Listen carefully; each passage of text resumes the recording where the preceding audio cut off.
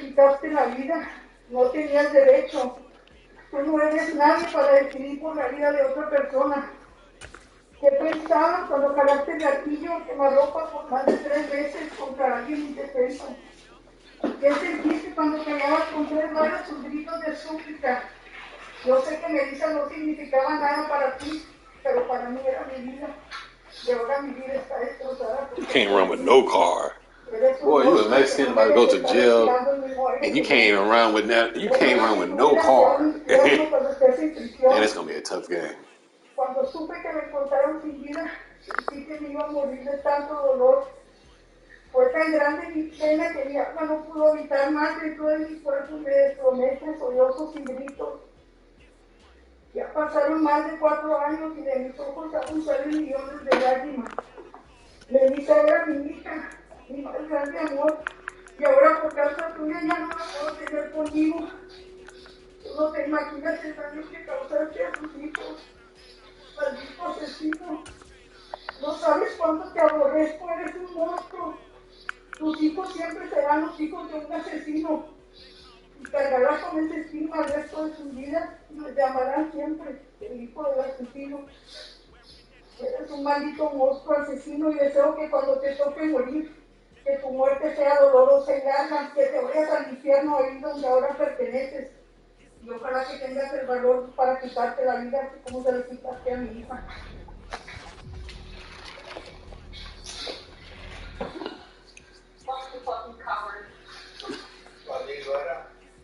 Thank you.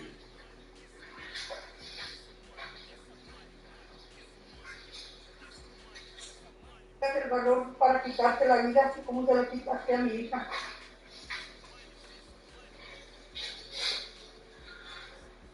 Fuck you fucking coward.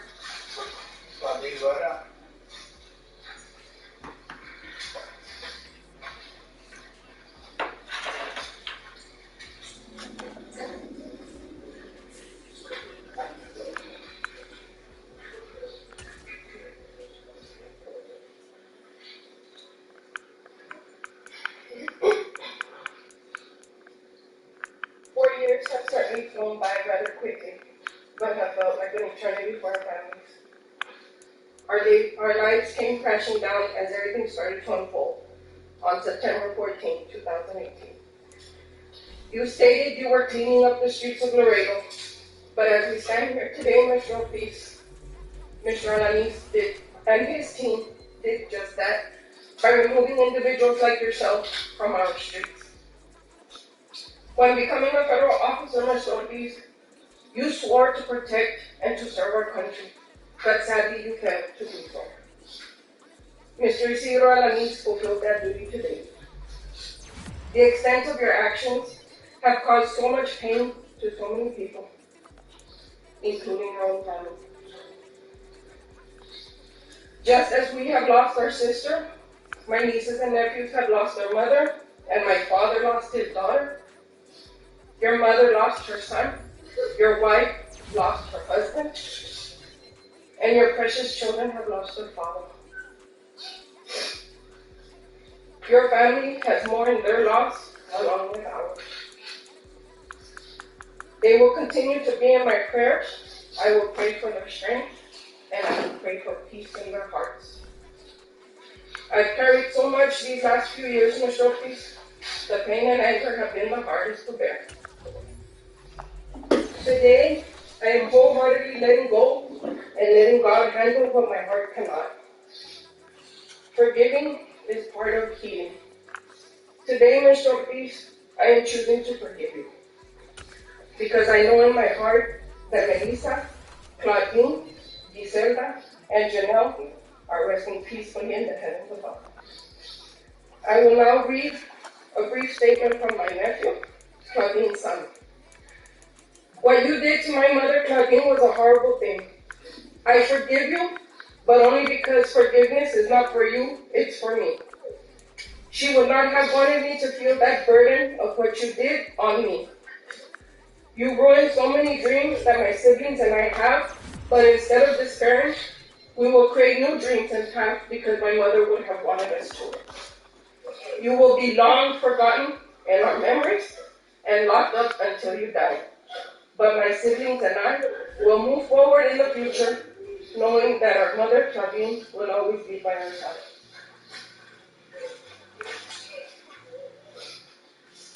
I am the youngest daughter of Claudine. He took my mom away from me. He ruined any chance I could have to have her in my life.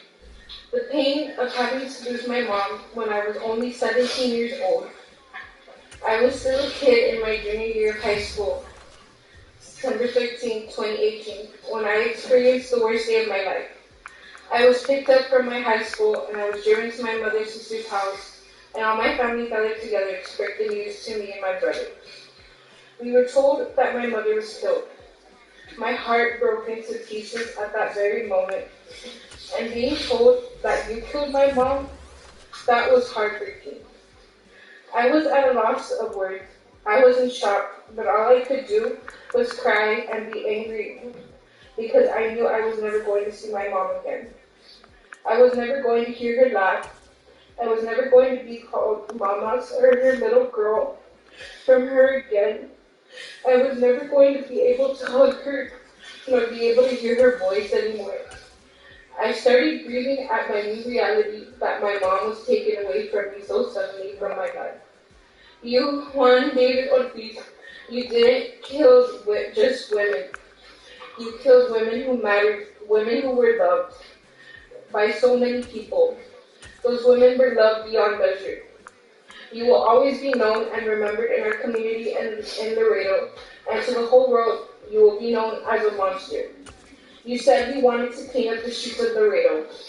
Our streets in Laredo will only be clean when people like you are put away in jail forever. You hurt my family, you hurt the other women's families, and you broke your own family. My mom had 5 beautiful children. You didn't just take her away from me, you also took her away from my brothers and my sister. I have so much pain in my heart, but having to witness how you killing my mom affected my brothers and sisters broke me. Having to hear them cry because of losing our mom was one of the most heartbreaking experiences in my life, and I couldn't do anything to console them. I was just a kid. My siblings and I, we were just kids. I got so depressed I got put in a dark hole because of my mom's death. My mother was a part of me you destroyed, and I wanted to destroy the rest of me out of despair. You failed in destroying these women because their memories, their legacy, they themselves will live on, and their children and the people they impacted in their lives. They will always be remembered and never forgotten. They will continue to live forever in our hearts, while you will only be left to be forgotten and no longer a part of society. The one word to describe your life from now is exile. The word to describe the life of these women is they'll be cherished and will always be a part of our lives and people touched by it. He had a great week to build off of last time out, reaching triple digits and adding 2 touchdowns.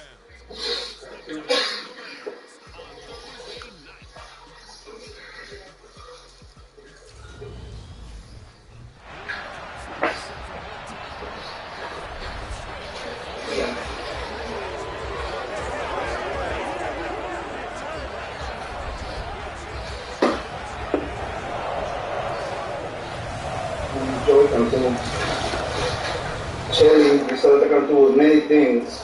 And yes, she was a drug addict, she was a prostitute, and she was a felon. But she wasn't always these things. And maybe one day she would have ceased from doing these things, as her family had always hoped. But you have forever robbed us of that hope, that one day she would come back to us. It is said that hope springs eternal, and it's true, until someone like you comes along and completely and utterly destroys that hope. You'll hear no cliches from me about my sister, that she was this or she was that. My sister was a good person, yes, but she did bad things. Bad things not motivated by madness, not motivated by hate, but by addiction, by her disease. She was sick, as were the rest of these girls. I'll tell you what my sister was, and what always will be. She would always be the 6-year-old little girl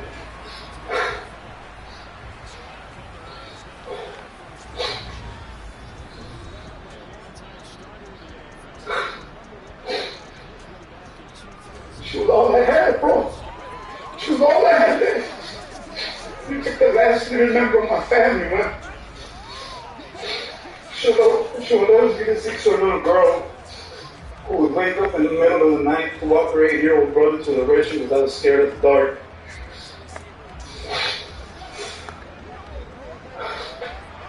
She would always be a little sister who defended me from bullies when we were in elementary school, even fist fighting them. And she would always be the little sister who cried just when she saw me crying.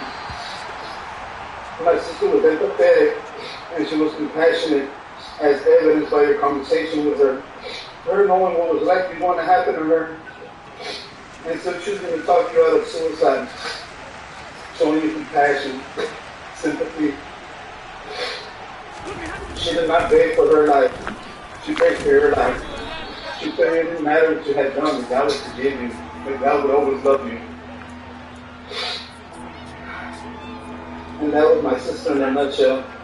And in the face of that empathy and compassion that was surely God-given, you responded by violently taking their life. I guess it's true that no good deed goes unpunished. I've now had to live a life in which I've endured and suffered the murder of my mother, the murder of my father, and now the murder of my sister. It would be so easy to hate you. Too easy. But I've always avoided the path of peaceful distance. And I don't hate you. I don't hate you at all. And I won't hate you, but I do hate what you did. Not only to her, but to all of us. And here's the irony. Roughly 26 and a half years ago, I stood where you now stand, accused and convicted of murder, sentenced to 40 years in the Texas Department of Criminal Justice. I spent 22 years and 11 months of my life in prison, from the age of 15 to the age of 38. When I was granted parole, the sister of my victim wrote me and told me that she forgave me for what I had done, and that I should forgive myself as well. And now I find myself here in front of the person who killed my little sister. And I want you to know that I forgive you, and I hold no ill will towards you. I pray that one day you find the peace that you have ripped away from all of us. You spoke of God's ability for miracles. So your miracle is that you get to continue living, to continue to see and hear from your loved ones while we no longer can. When in any other circumstance you would be facing a death sentence, I know that it was me, the brother of Griselda, who asked me to consider going without the death penalty. Because your family has suffered as well. No parent should ever have to watch their child die, even yours. I leave you with the words of my sister. No matter what you've done, it doesn't matter. God will forgive you and God loves you. May you find peace and freedom in Him. But I'll forever wonder if maybe Erica was not who she was, if Erica was not a prostitute and a drug addict, if swifter action couldn't be taken, would they have believed her should have been an upstanding citizen? Would it have taken 4 hours to find him? 3 hours, 2 hours, however long it took. You're not entirely your fault. We were failed at times by the justice system too.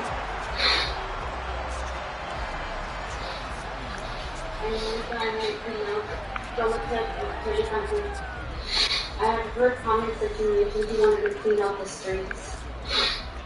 Who are you to consider yourself so worthy to clean up the streets? If the bullets were so unworthy to be in the street, you were right there with them. They knew you by your first name. You were given 2 weeks to present your side of your innocence. You were given a different venue to hold bias against you. You were given a jury of your peers, thousands of dollars to decide your verdict. You did not give the victims any opportunity that you were given to decide their verdict. I heard you were deprived of a meal. Oh, you stole my years. What were the girls deprived of? They were deprived of their life. I heard that this country, there is laws, and every I had to be dotted in the case, and every T had to be crossed. But This country of laws, they were not followed for the girls. The streets of Laredo are being cleaned and getting rid of you. You are the filth of the streets of Laredo. And that's something in common with you, though. I too believe in death. Death sentence.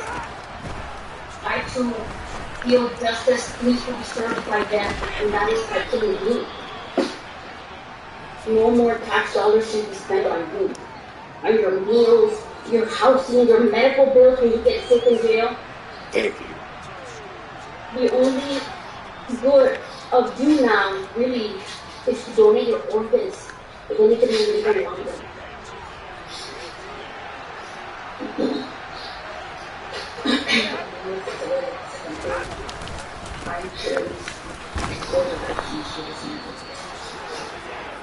I stand here for you to let you know that Chevy is fulfilled.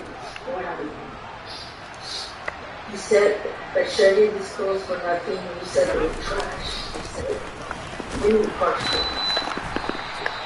First, these girls did not do drugs because they were evil. They did not do drugs because they wanted to get high and have a good time. I'm a psychiatric registered nurse. I study these type of human behaviors. These girls did drugs they were self-medicating. They would do drugs to cope with life problems, they would lack the comfort, they were not going to complicate themselves. They needed help. What we did was not helping them. It was not doing it to Laredo. I hope that one day you can see. I hope one day you can see it all. And I hope one day you can see how you've done it.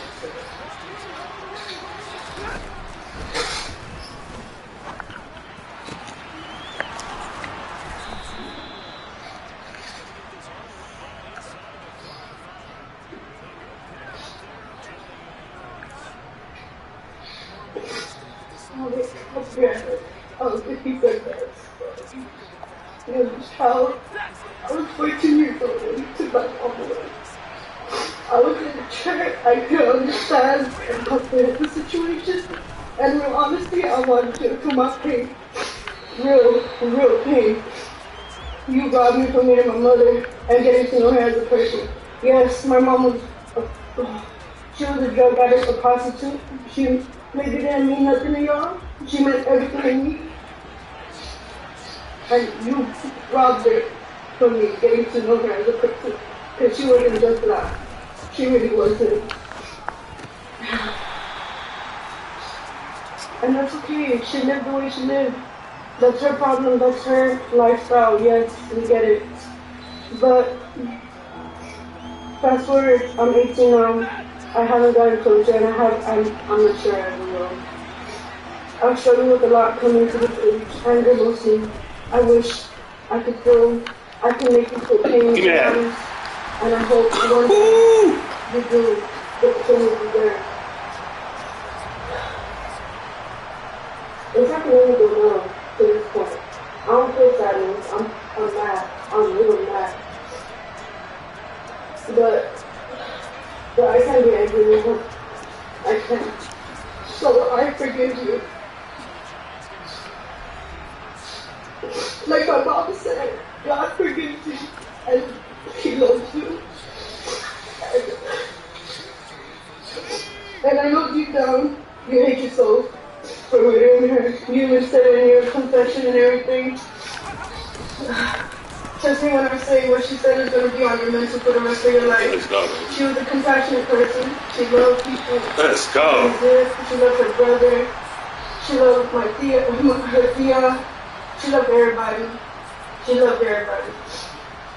And even after you killed her, what she said, she wanted to help you.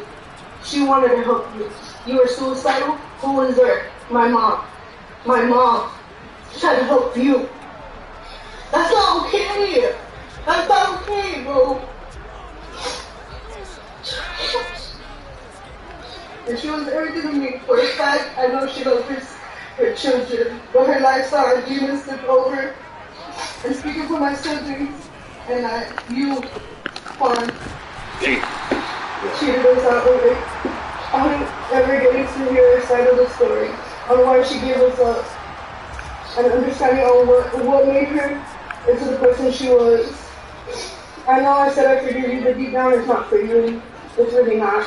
It's for me to find peace of mind. Karma is a big thing, and your karma is just slowly starting from here. Trust me, you're not going to make it in there. I hope you don't. And you will suffer. In my heart, I know. I hope and I know you will not make it in there. And surely you know your day is coming up. And then, God bless you. And your family, because you tore your family apart just like you tore ours. And you will suffer. I promise you, you won't make it in there.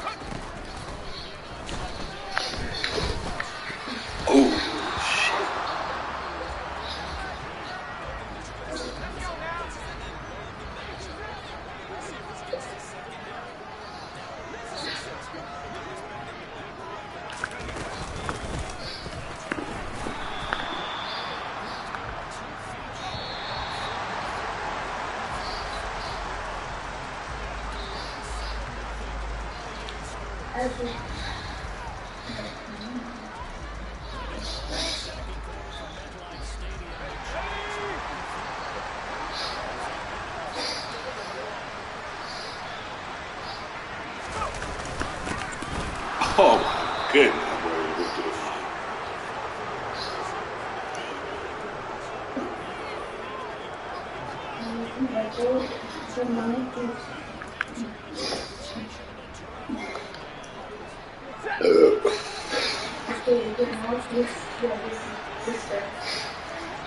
As the youngest sibling, I never thought I'd be going through the period right now.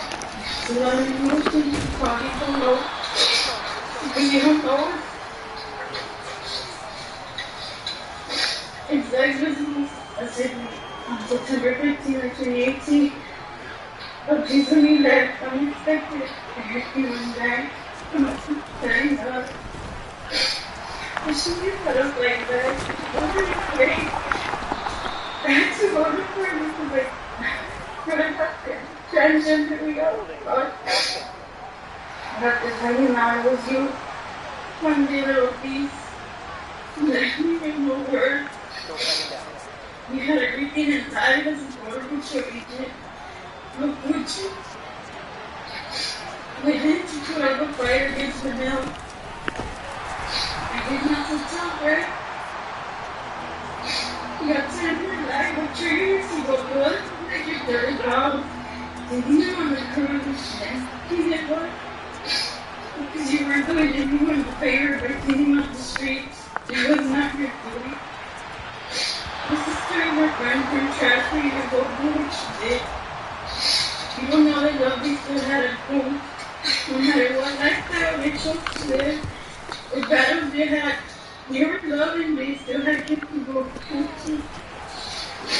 They still can't find the words to say. I think a lot of people would be jealous of him because even with him being border patrol, having a master's and all that, he probably wouldn't feel. He probably didn't feel like he was getting as much love as them, but they were still receiving more love than him. She always loved occupying me. I don't get to hear that. Nor the reminder to keep my dead up like that I would say while she was like. As I'm here talking to this person, I'm thinking about how you affecting not just me but other family. I just can't seem to stay mad forever about it. Right at the time, you gave your words to take the border. In terms of people getting fed up, you triggered back. Oh, fuck! You still know how I would forgive someone who showed no remorse and never the situation growing up. In order to move on with my life, God says otherwise. They can't question because he has his reason. But I know you know what the fuck for. I don't have hate towards you. I just take it better than from the heart of doing it. And we still get these past years because I was afraid of consequences. I was very much in bad towards you, because what you caused was nothing pretty. My sister is gone and so are her friends. We're still here, but I have faith and I believe you will get what you deserve. I pray your family doesn't go western. There must be blamed, but you support lives in the most with.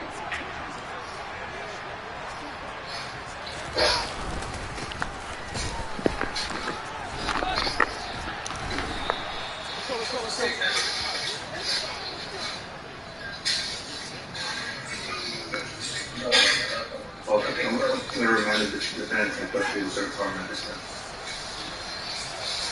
Course adjourned.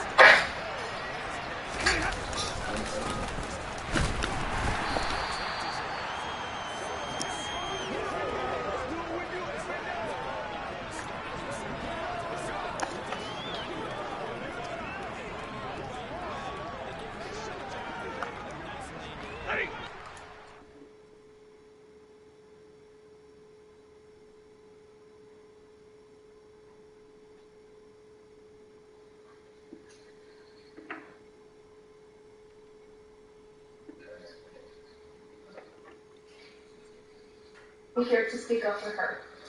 I can't believe you took her life with no remorse. Melissa was...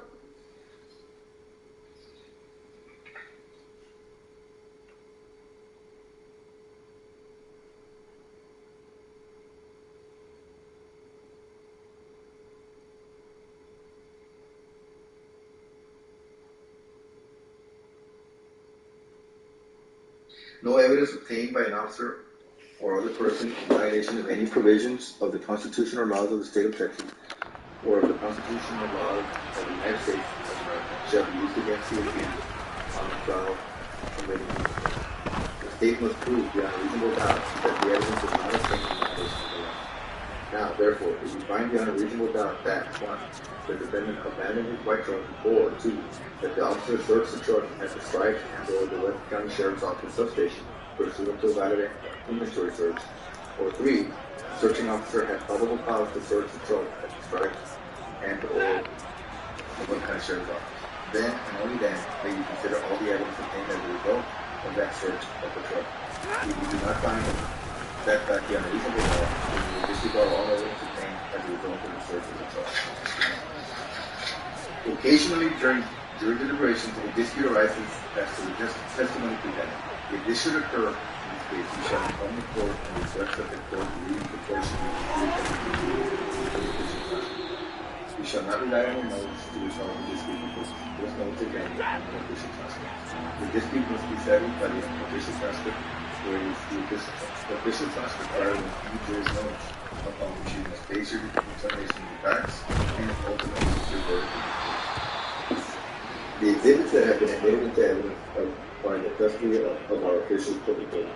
Should you request to receive the admitted evidence in the jury deliberation, you must make the request to the court.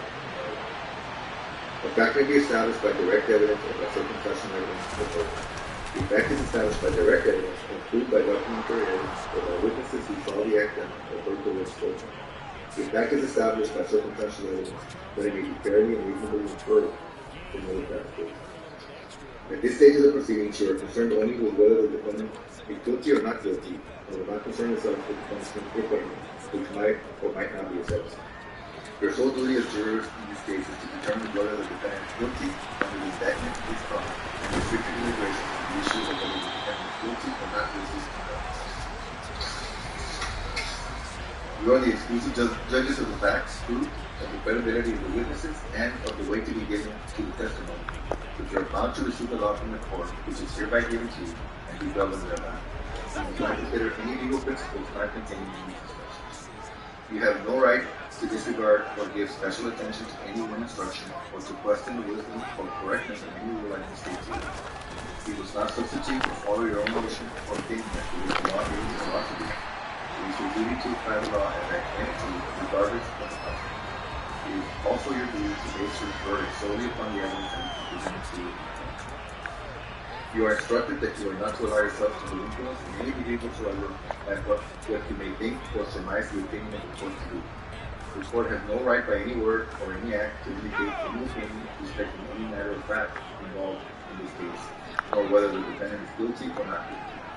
The court has not intended to express any such opinion and be able to observe anything which we have or may interpret as a matter of fact in this case, Got me. or whether the defendant is guilty or not guilty. Let's go. After you have retired to the jury, you should select one of your members as your presiding juror. The first thing the presiding juror will do is to have his charge read aloud. It is his or her duty to preside at your deliberations, to vote with you, and when you have unanimously agreed upon your verdict, to certify to the jury. The presiding juror will certify thereto by using the form Ooh, that boy down. or not guilty, or indicated on the form as it conforms to your verdict, and signing his or her name as presiding juror.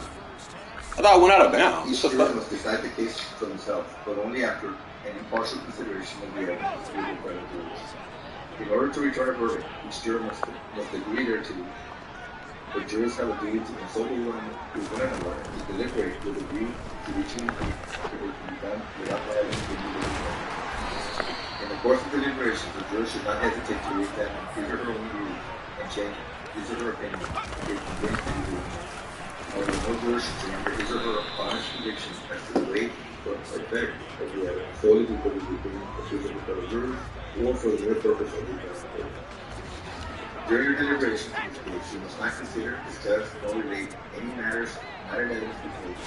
You should not consider or mention any personal conduct or information to be examined by any fact or person connected with this case, which is not shown in the evidence. Do not let bias, prejudice, sympathy, or resentment or any such emotion play any part in your deliberations.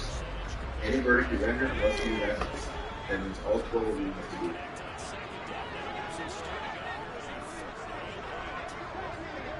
Now, if you don't believe that one of these, the two or more of these were done pursuant to the same scheme of course of conduct, or you have reasonable doubt, then you'll be able to determine each of these individuals.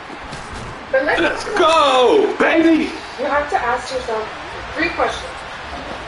To what yourself, are they reasonable? And do they go to an element of the case? I'm just going to ask you to use your common sense. I'm just going to ask you to use your perspective in this case. Now, you are also charged with determining witness credibility. So what does that mean?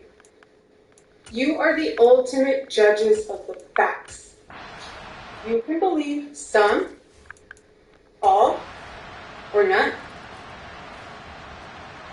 Everything we brought you, consistent, corroborated, perfect. Let's talk about Erica. You all saw the trooper's body cam. When she comes up to him and she tells him what happened to her, everything she said in that body camera, consistent with what she told you from that witness stand. Everything she told the investigators, corroborated by Ortiz's own statements. Everything. And credible? You get to decide. But she subjected herself to Mr. Bettis' cross-examination. She told you her faults. She told you her story. And more than anything, she came up here to tell you her truth. What happened to her that You also get to decide on his confession, whether it was really involuntary or me. And we submit to you that it was. It was obtained without any promise, coercion, or intimidation. I'm going to refer you to what Captain Calderon said on this case. It was an accommodation, not an inducement. There was no quid pro quo. And let's talk about these accommodations that defense brought up. They brought them up in their opening statement. They brought up all these things that he was promised. They brought through all th's things. But who was the first one to mention breaking down the door? David. Who was the first one to say, I want my wife to keep my pension? David. Who was the first one to say, I want a family picture, please give me my family picture. Here is the passcode to my phone. David. Who asked to be put in isolation because it's better for everybody involved? David. None of the things Hey, boy, let's go. Asked for these things. And they said that they would have done these things or offered or tried for anybody sitting across the table.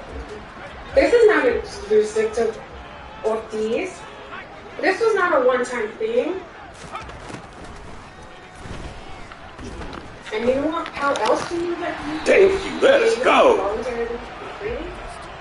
He knew his rights. He was read his rights. You also That is damn good, Pam. Dan. Let's look at his background. Let's talk about his background for just a second. He's an educated man. He has a bachelor's and a master's in criminal justice. He's a border patrol supervisor. He worked at the Border Intelligence Center. And you guys saw it in the videos. Maybe not when he was talking to, both when he was talking to Captain Calderon and to Ranger Salinas. He told them, I was involved in all these operations, and let's talk about those. Unit Stone Guard, the different crack houses that he took down, the target enforcement unit. He talked about arrests he made, he talked about chases he done, he talked about it all. He has been Captain There we go. He has been Ranger Salinas. He has sat across from somebody else to do an interview or interrogation. He knows what he had to do. He could have stopped talking. He could have asked for a lawyer, and he never did. Now let's talk about the truck. They want you to believe that this was an illegal search. They don't believe it. Now let's talk about this. What did everybody tell you happened when they saw him at the stripes? He turned and ran. He acknowledged that it's his truck, but he turned and ran in opposite directions. And even then, no search was done at the stripes. They want to tell you that they manipulated the truck. They opened the door. They took some photos, preservation pictures, to make sure that they knew that it was all there, what it looked like at the time. And they did not do an inventory there. They want to harp on the fact that it says inventory search, but then it says no inventories conducted. What does that matter? It says no. Don't get your ass blown up, LG. They had probable cause. At that point, they had probable cause. What did Ranger Salinas tell you? I wanted to get it in a secure environment. He could have searched that truck at the stripes. Thank you for not getting blown up. But he fucking flashed his light into that car, into that truck, that matched the description that Erica gave, that belonged to the individual that Erica identified. And what did they see? What did he see? The pink purse, the tall boy, and a holster. He could have gotten into that truck like that. And yet he didn't. Why? Because he wanted to preserve the evidence. Look at the evidence retrieval. It's all there. They did their best to bring you all the evidence. They did their best to keep the integrity of the evidence for you all to decide. And now, defense is going to come up here, whether it's Mr. Bennett, they're going to come up here, and I suspect they're going to tell you the same thing. That the statement was forced, that the search was illegal, but that's just not in evidence. But I want you, as you listen to them, to stay focused. Use your common sense, and rely on your life experiences. And if you remember nothing else from what I told you, you don't remember this. It's not about what they tell you. It's about what we showed you from that witness stand.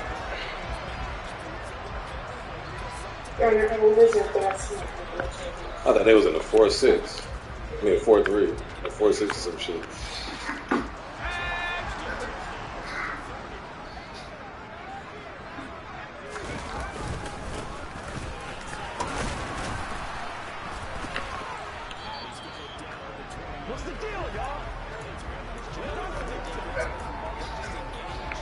First thing I want to do is thank you for taking the time out of your own private lives,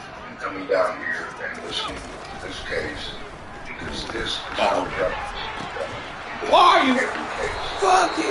Why do they have an old lineman rolling out? Phillips, why is he rolling out like that? And we have all noticed that y'all have been very attentive during this trial, and we certainly appreciate it. The prosecutor just told you that she knew we were going to come up here and argue that the search was illegal and the evidence shouldn't be admitted. Well, she's quite right, because she is right. The search is illegal, was illegal, and that evidence should not have been admitted for your consideration. In this charge, which the judge even suggested that the first thing you should do when you go back there after you elect one of your members as the presiding juror is to go back over this. And it's very important you do, because the first part of it is definitions of different various things in the law. And sometimes people suggest that lawyers went to law school simply to learn a foreign language called the law. So if you have a question about, okay, look, I've read this and I still don't understand what it means, you're certainly entitled to send a note out to the judge and to hear how you do it, saying, look, we need this. There we fucking go. I mean, don't make a decision without having full knowledge of what your job is. And your job is, you judges. Okay, that's exactly what jurors are. You judge the facts. The judge is the judge of the law, and here it is. This is all the law you will need or can use in the case. You can't use anymore. It's got to be here.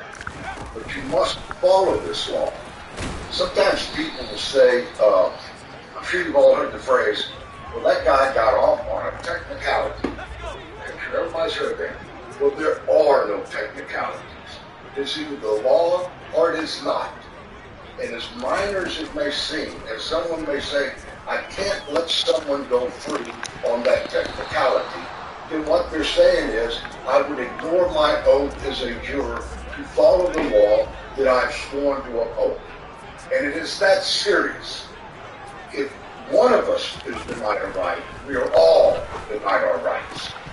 And in this particular case, when the police deny Juan de Ortiz's rights, they're denying us all. I think that's just how it works and how it felt.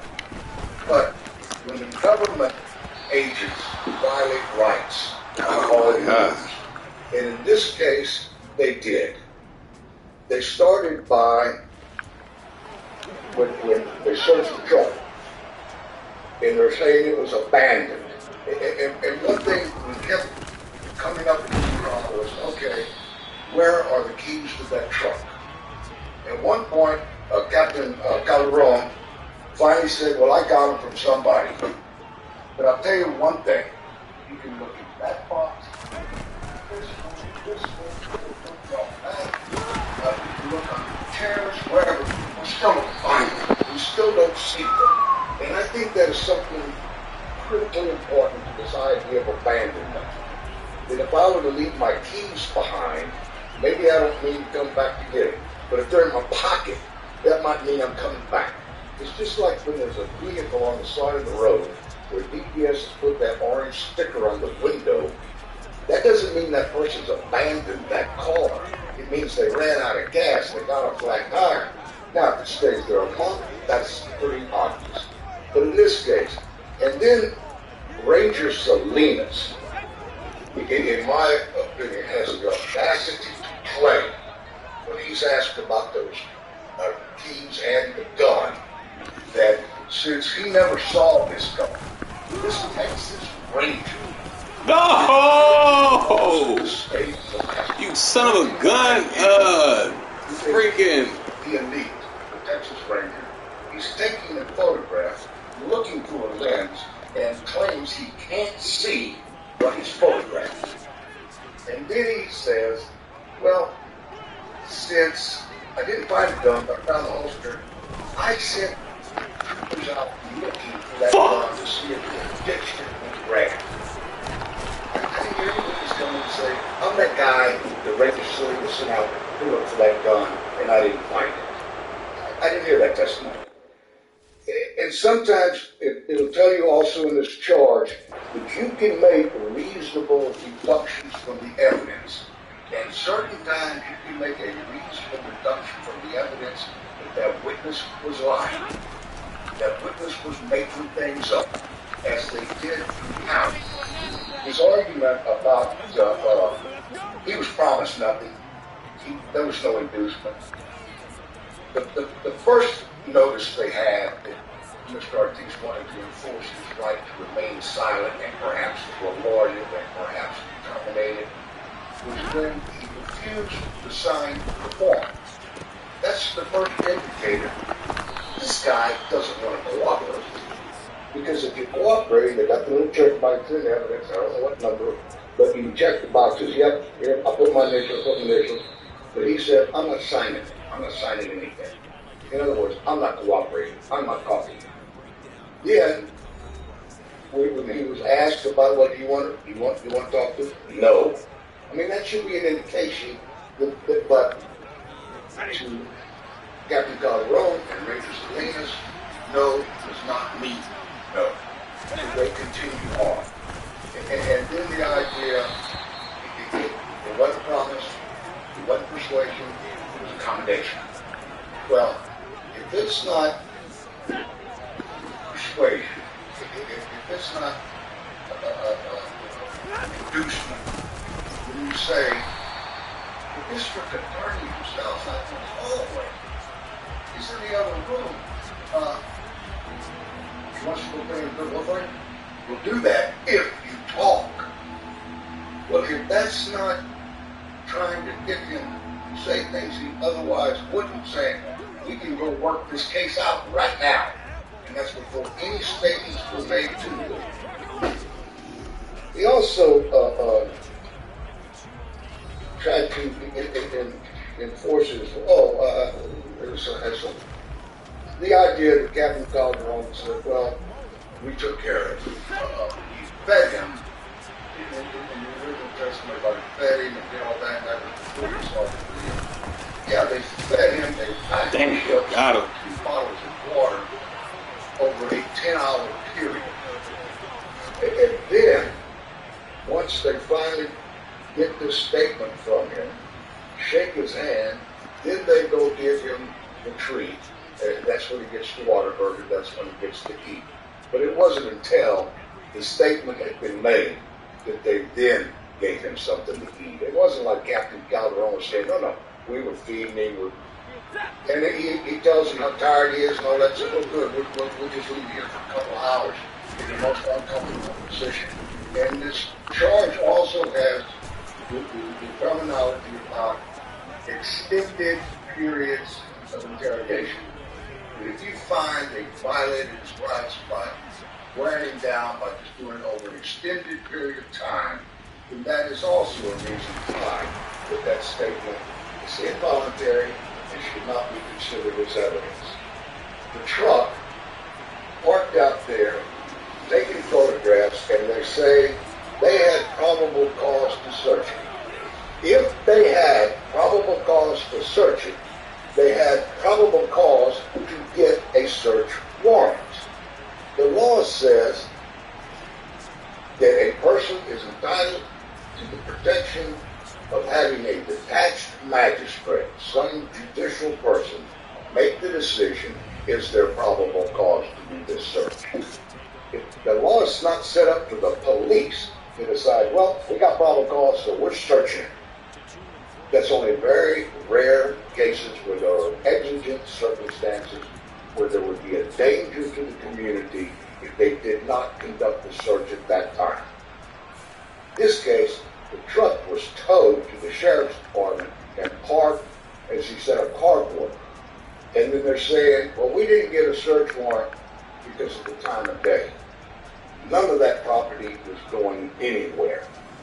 They violated a citizen accused of his rights by failing to obtain a search warrant.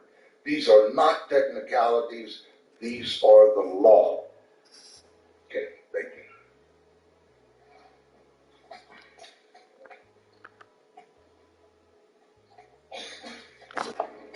you.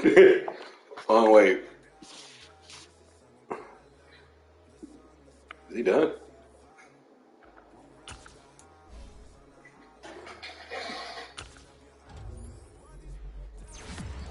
Good afternoon, ladies and gentlemen. I also want to thank you for your attention to this case and for your service. At times I would look over here to you all, and you were all paying and a lot of attention, and you were very attentive. I may repeat some of the things that Mr. Fuchs said because we think they're important, okay? Now, I want to say to you all that we are a nation of laws. The rule of law governs. The law matters. And when we're out in the street walking around, usually it doesn't really hit us like that. But in a courtroom, where a lot is at stake, when a lot of things have happened, this is where the Constitution comes to life. And this is where you give it effect. Not in too many instances do I see that the Constitution is given effect, but for sure in a court of law. Now is the time for you to apply the law to the facts. And Mr. Fuchs mentioned the jury chart. This is the law. And sometimes in here it tells you it's not like, well, I don't like this law, so I'm not going to follow it. As Mr. Fuchs said, you took an oath to follow the law. And I would venture to say that there's not too many times in our lives where we raise our hands and swear to tell the truth. Damn, he retired. To do the right thing and to follow the law, right? So it must be a very unique situation and a dire and great obligation upon No, Brady! Let's go! To follow the law. Because you are the judges of the facts. Now we finally get something so light now on the schedule. It's time to apply the law to the facts. Now, the law applies to all of us, good or bad. It also applies to police officers. It applies to the government, to the state, and maybe even to them to a higher standard because we give them a lot of power.